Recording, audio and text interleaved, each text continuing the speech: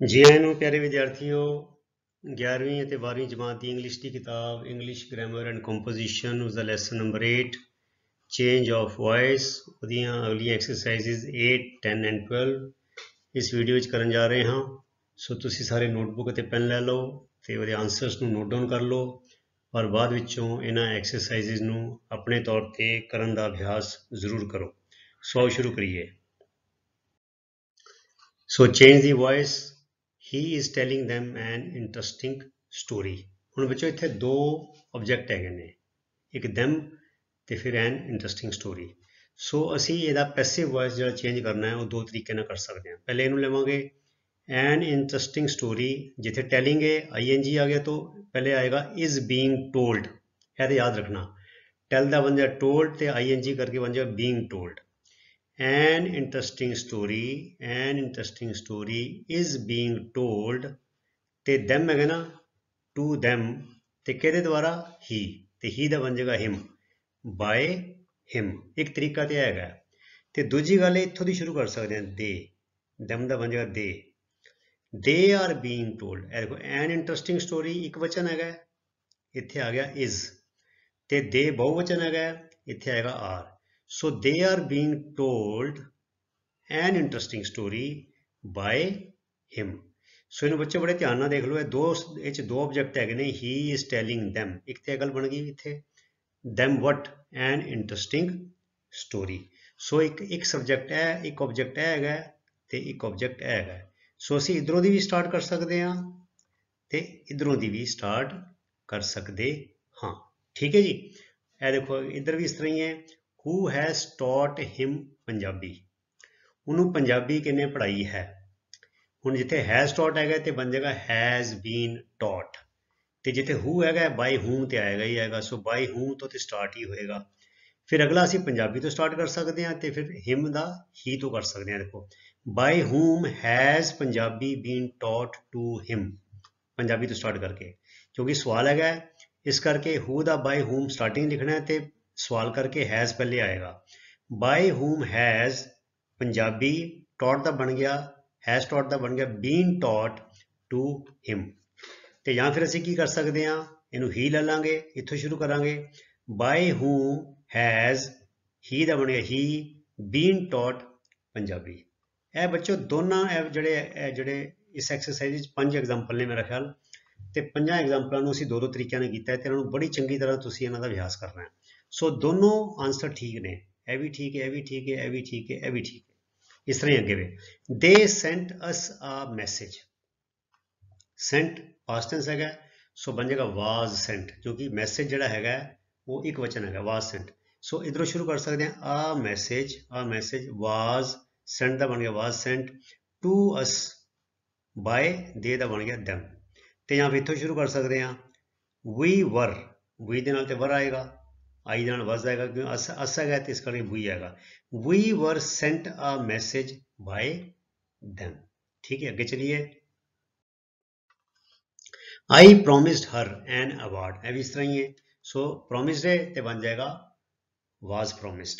ਠੀਕ ਹੈ, ਸੋ an award was promised to her by me ਤੇ ਜਾਂ ਫਿਰ ਇਧਰੋਂ ਸ਼ੁਰੂ ਕਰ ਸਕਦੇ ਹਾਂ, ਹਰ ਦਾ ਬਣ ਜਾਏਗਾ she was promised an award by me, ਦੋਨੋਂ ਠੀਕ ਨੇ। ਠੀਕ ਹੈ, she gave them an extra chance।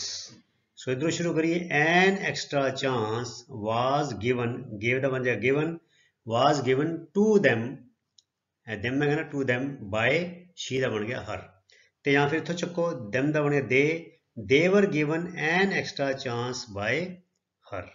ਸੋ ਬੱਚੇ ਬੜਾ ਇੰਪੋਰਟੈਂਟ ਸੀਗਾ, ਜਿੱਥੇ ਦੋ ਆਬਜੈਕਟ ਹੋਣ, ਇੱਕ ਡਾਇਰੈਕਟ ਆਬਜੈਕਟ ਹੁੰਦਾ ਹੈ, ਇੱਕ ਇਨਡਾਇਰੈਕਟ ਆਬਜੈਕਟ ਹੁੰਦਾ ਹੈ, ਤੇ ਅਸੀਂ ਪੈਸਿਵ ਵੌਇਸ ਚੇਂਜ ਕਰਨ ਲੱਗੇ ਇਨਡਾਇਰੈਕਟ ਸਬਜੈਕਟ ਤੋਂ ਵੀ ਸ਼ੁਰੂ ਕਰ ਸਕਦੇ ਹਾਂ, ਡਾਇਰੈਕਟ ਆਬਜੈਕਟ ਤੋਂ ਵੀ ਸ਼ੁਰੂ ਕਰ ਸਕਦੇ ਹਾਂ। ਠੀਕ ਹੈ, ਅੱਗੇ ਚਲੀਏ।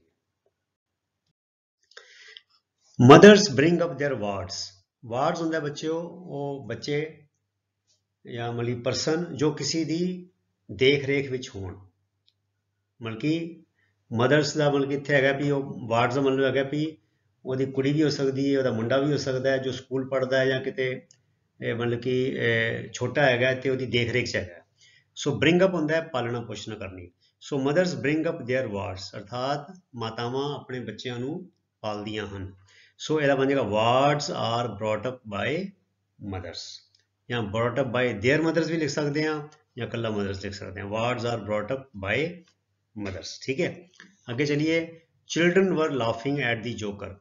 लाफिंग एट प्रपोजिशन है, इनू वर्ब के नाल जोड़ के रखना है, पर आई एन जी है इस करके बन जाएगा बीइंग लाफ्ड, तो लाफिंग एट का बन जाएगा बीइंग लाफ्ड एट। सो दी जोकर क्योंकि इतने वर है, सो इन्होंने पास्ट टेंस है।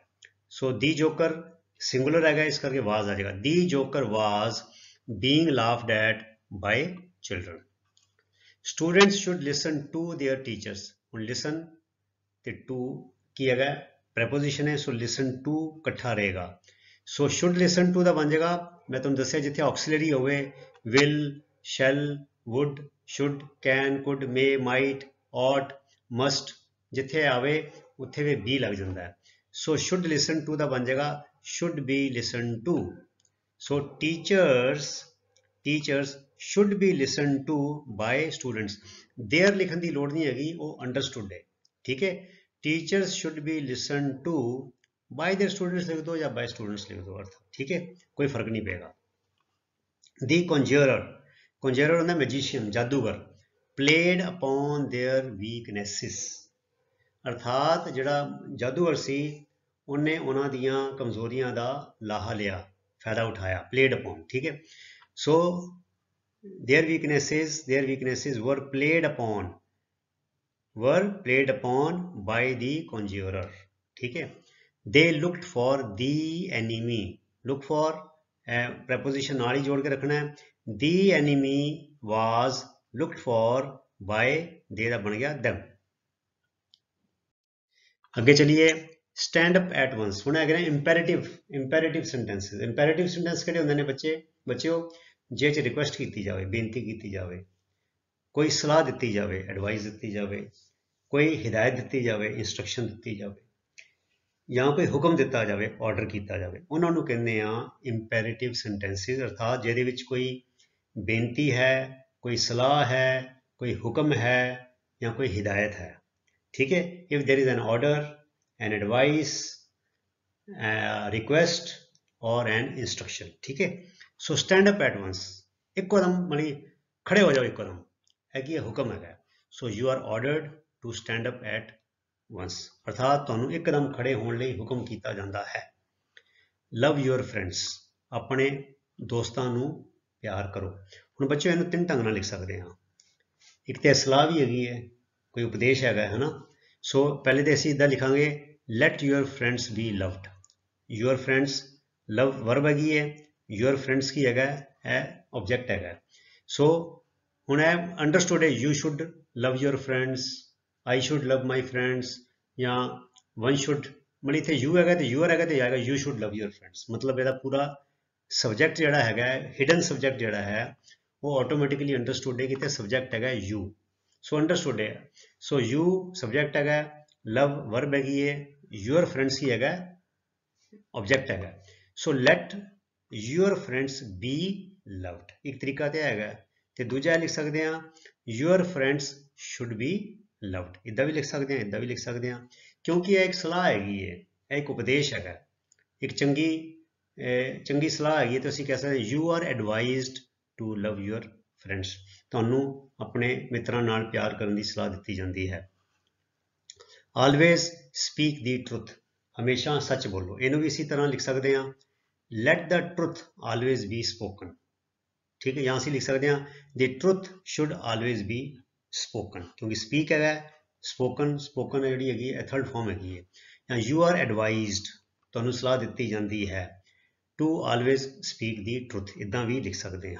अगे चलिए, get up early in the morning, अर्थात सवेरे छेती उठो, यह हुक्म भी है। मान लो तुसी फौज में गए हो, नवे सिपाही भर्ती गए हो, तो कमांडर तुहाडा बॉस है, तुहानूं हुक्म भी दे सकता है, तो या मापे है या कोई डॉक्टर है, वो कोई सलाह भी दे सकता है।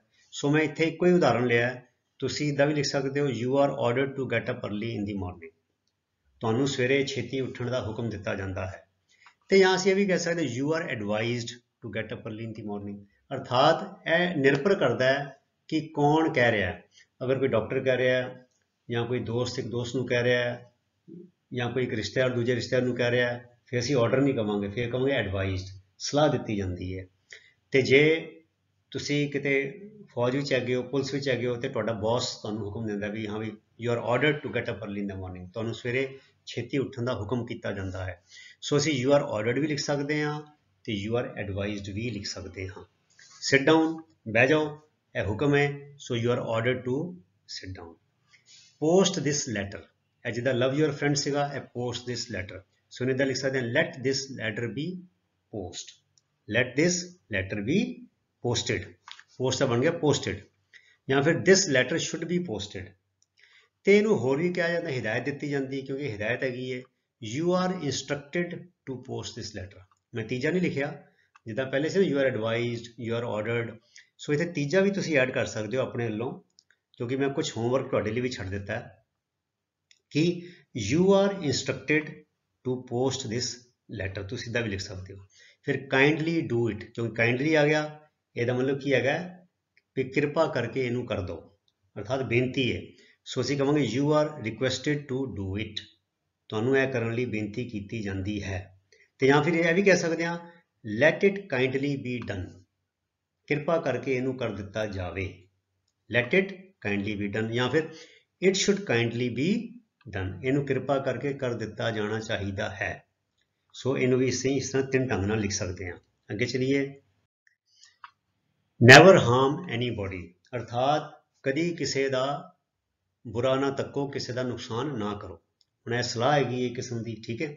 ਸੋ you are advised never to harm anybody, ਤੁਹਾਨੂੰ ਸਲਾਹ ਦਿੱਤੀ ਜਾਂਦੀ ਕਿ ਕਦੀ ਕਿਸੇ ਦਾ ਨੁਕਸਾਨ ਨਾ ਕੀਤਾ ਜਾਵੇ। ਜਾਂ ਅਸੀਂ ਇਹ ਵੀ ਲਿਖ ਸਕਦੇ ਹਾਂ, ਥੋੜਾ ਚੇਂਜ ਹੋ ਜਾਏਗਾ, ਐਨੀਬੋਡੀ ਦਾ ਬਣ ਜਾਏਗਾ ਨੋ ਬੋਡੀ, ਲੈਟ ਨੋ ਬੋਡੀ, ਤੇ ਨੈਵਰ ਦਾ ਬਣ ਜਾਏਗਾ ਐਵਰ, ਲੈਟ ਨੋ ਬੋਡੀ ਐਵਰ ਬੀ ਹਾਰਮਡ। ਕਿਉਂਕਿ ਅਸੀਂ ਹਾਰਮ ਜਿਹੜੀ ਇਹ ਹੈਗੀ ਹੈ ਵਰਬ ਹੈਗੀ ਹੈ, ਇਹਨੂੰ ਅਸੀਂ ਤੀਜੀ ਫਾਰਮ 'ਚ ਲੈ ਕੇ ਆਉਣਾ, harmed. So let nobody ever be harmed, इत्यादि लिख सकते हैं। या फिर nobody should ever be harmed, ठीक है। अगे चलिए। Do not make a noise, अर्थात रौला ना पाओ। हुण यह किसी का हुक्म है। So you are ordered not to make a noise, तुहानूं हुक्म दिता जाता है कि रौला ना पाओ। तो या फिर let a noise not be made, या फिर a noise should not be made. Make जो वर्ब हैगी है वो थर्ड फॉर्म असी वरती है मेड, मेड तो इतने आर्डर्ड जी है वो थर्ड फॉर्म है। फिर कॉल दी डॉक्टर, डॉक्टर नू बुलाओ, यह हुक्म भी हो सकता है, यह एडवाइस भी हो सकती है। सो मैं कल्ले ऑर्डर का लिखे हाले, you are order to call the doctor. अगर तो कोई बड़ा छोटे नू कह रहा है हुक्म दिता जा सकता है। अगर कोई हम उम्र का या मतलब कि कोलीग टाइप है तो असी एडवाइस भी कह सकते हैं। आंढ गुआंढ नू किसी नू कह रहा भी तुहानूं सलाह दी जाती भी डॉक्टर नू सद लो, तो यू आर ऑर्डर्ड तुहानूं हुक्म दिता जाता है कि डॉक्टर नूं सद लो। तो या फिर असीं यह भी कह सकते हैं let the doctor be called, अर्थात डॉक्टर नूं सद्या जावे। या the doctor should be called, अर्थात डॉक्टर नूं सद लेना चाहिदा है, ठीक है। सो कॉल दी डॉक्टर यह बने let the doctor be called, या the doctor should be called, या you are ordered to call the doctor. So ऐसी प्यारे विद्यार्थियों तुहाडियां अगलियां 3 एक्सरसाइजिज जड़ियाँ अनसॉल्वड हैगियां तुहाडी किताब दे विच। सो तुसी इसी तरह मन लगा के नेम दे नाल, अनुशासन नाल, उत्साह नाल अपनी पढ़ाई करी चलो। ते अगले वीडियो तक लई गुड बाय। तुहाडा सारिआं दा बहुत बहुत धन्नवाद। रब राखा। Thank you very much.